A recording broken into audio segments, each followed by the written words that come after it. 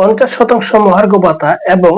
নবম pay scale সহ সর্বমোট ৭টি দাবি নিয়ে গত ৭ ফেব্রুয়ারি কেন্দ্রীয় শহীদ মিনারে বাংলাদেশ সরকারি কর্মচারী দাবি আদায় ঐক্য পরিষদের ব্যানারে বাংলাদেশ সরকারি কর্মকর্তা-কর্মচারীদের যে বিভিন্ন সংগঠন আছে তারা একটি আন্দোলন করেছে এবং সেই আন্দোলনের প্রেক্ষাপটে একসময় তারা শাহবাগের উদ্দেশ্যে রওনা হন এবং শাহবাগ হয়ে তারা সিদ্ধান্ত নিয়েছিলেন যে মাননীয় প্রধান উপদেষ্টা কার্যালয়ে তারা যাবেন বা যমুনাতে যাবেন, সেখানে মাননীয় প্রধান উপদেষ্টার সাথে তারা তাদের দাবি দাওয়া উত্থাপন করবেন। কিন্তু পথিমধ্যে শাহবাগে পুলিশ জলকামান নিক্ষেপ করে, ছত্রভঙ্গ হয় এবং এক পর্যায়ে তারা যে যমুনার সামনে যায় এবং পরবর্তীতে মাননীয় প্রধান উপদেষ্টার প্রতিনিধি দল তাদের সাথে সাক্ষাৎ করে বলেছিলেন যে আগামী 9 ফেব্রুয়ারির পরে বা 9 ফেব্রুয়ারি থেকে যে কোনো দিন তাদের সাথে সাক্ষাৎ করে তাদের দাবি দেওয়া সম্পর্কে শুনবেন। তো তারই প্রেক্ষাপটে আজ 9 ফেব্রুয়ারি ছিল, আপনারা জানেন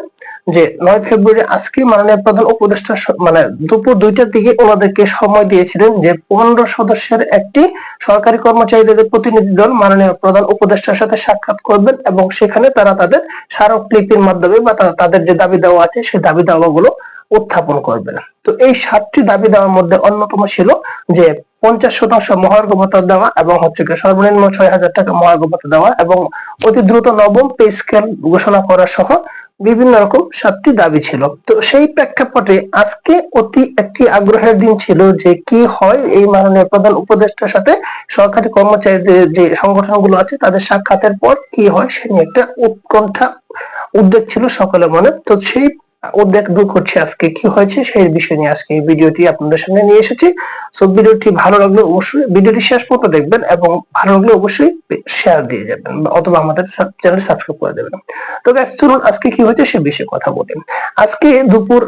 2টার দিকে মাননীয় প্রধান উপদেষ্টা কার্যালয়ে বা আপনারা জানেন মাননীয় প্রধান উপদেষ্টার সাথে বাংলাদেশ সরকারি কর্মচারীজীবীদের যে বিভিন্ন সংগঠন তাদের 15 সদস্যের একটি প্রতিনিধি দলের সাক্ষাতের কথা ছিল।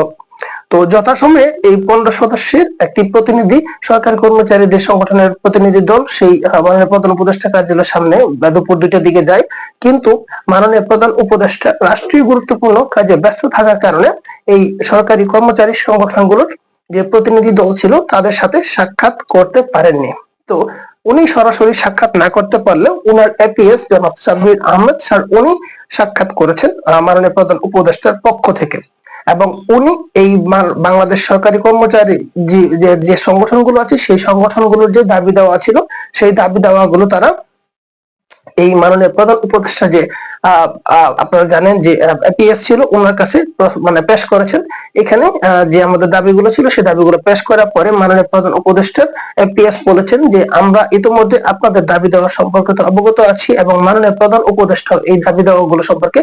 অবগত আছেন, কিন্তু আপনারা বিশেষ করে যে উনি বলেছেন বিশেষ করে যে বাংলাদেশ সরকারি কর্মচারীদের 11 থেকে গ্রেড 20তম গ্রেডের যারা কর্মচারী আছে তাদের অনেক দুঃখ কষ্ট আছে এবং তাদের অনেক দাবি দেওয়া আছে আমরা সেটা জানি এবং আপনাদের এই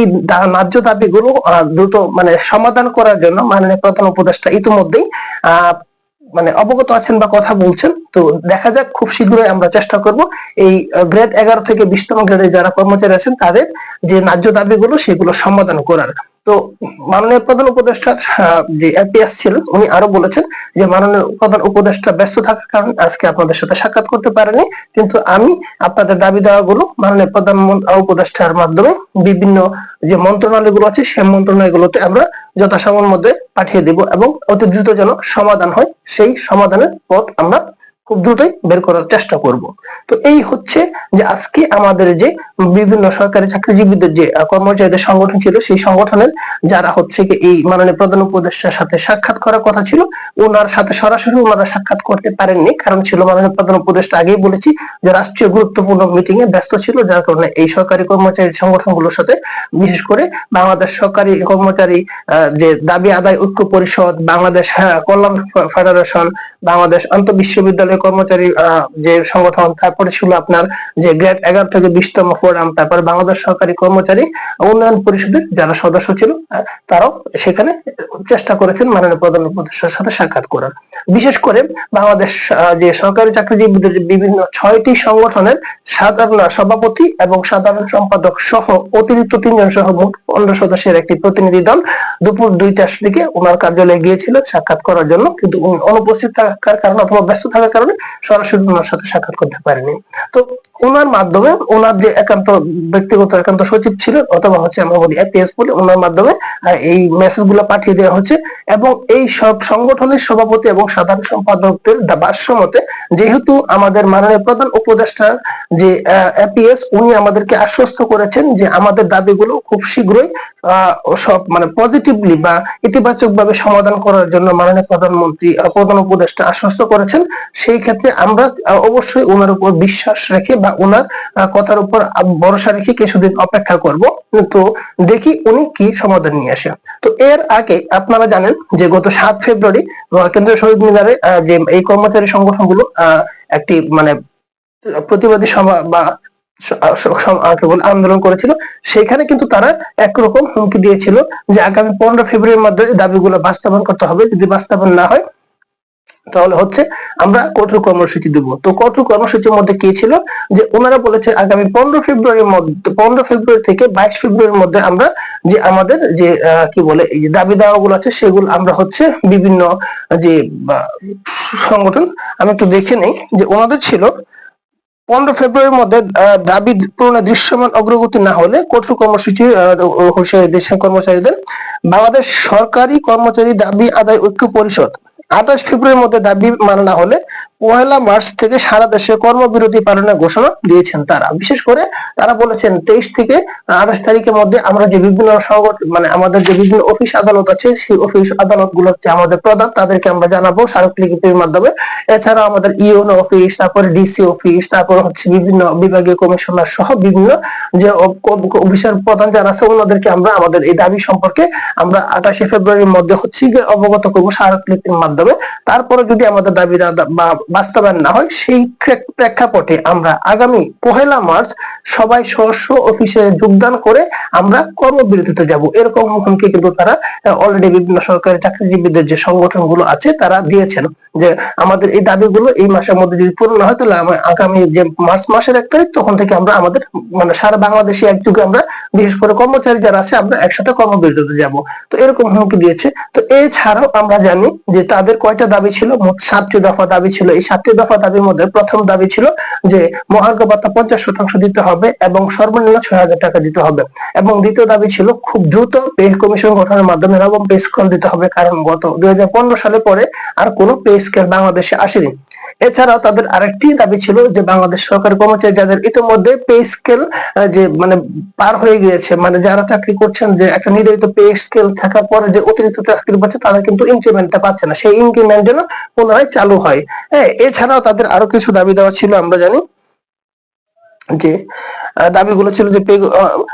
পে কমিশন গঠন করে বৈষম্যমুক্ত নবম পে স্কেল ঘোষণা, বেতন স্কেলের পার্থক্য সমহারে নির্ধারণ ও গ্রেড সংখ্যা কমাতে হবে। আপনারা জানেন গ্রেড 1 থেকে 20টা গ্রেড, এই 1 থেকে 20টা গ্রেড থেকে কমিয়ে টোটাল 10টা গ্রেডের জন্য তারা আবেদন করেছে বা দাবি করেছে।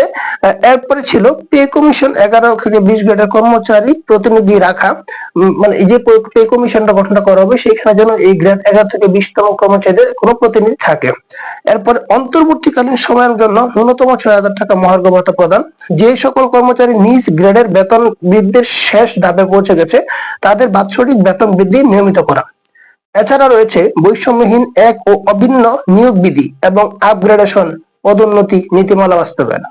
আপগ্রেডেশন পদোন্নতি নীতিমালা প্রণয়নের ক্ষেত্রে সকল পাবলিক বিশ্ববিদ্যালয়ে অনুমোদিত আপগ্রেডেশন পদোন্নতি নীতিমালা পর্যালোচনা করে সর্বোচ্চ সুবিধাপ্রাপ্ত অভিন্ন নীতিমালা বাস্তবায়ন করা এবং ব্লক পোস্ট নিয়মিতকরণ সহ শতভাগ আপগ্রেডেশন পদোন্নতি প্রদান করা। তো এরকম 7টি দফা থাকলেও মূলত তারা বলেছেন তাদের মেইন উদ্দেশ্য হচ্ছে এবং প্রধান দাবি দুটি হচ্ছে গিয়ে 50% মহার্ঘ ভাতা এবং নবম পে স্কেল ঘোষণা। মূলত এই নবম পে স্কেলটা হচ্ছে গিয়ে আমরা যদি বলতে পারি 7টা দফার মধ্যে প্রধান দফা হচ্ছে গিয়ে নবম পে স্কেল অতি দ্রুত সময়ের মধ্যে বাস্তবায়ন করা। তো এই হচ্ছে আজকে আমাদের মহার্ঘ ভাতা বা নবম পে স্কেল সম্পর্কে সর্বশেষ আপডেট। আপনারা জানেন যে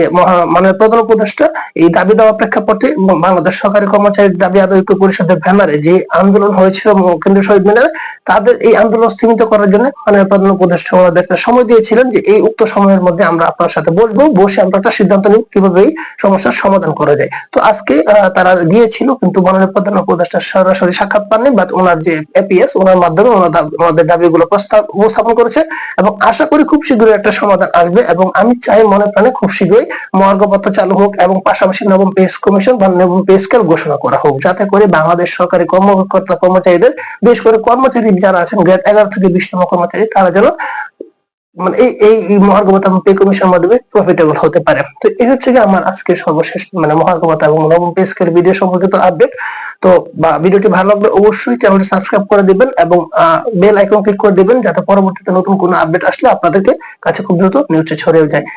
ভালো থাকবেন সবাই, ধন্যবাদ, আসসালামু আলাইকুম।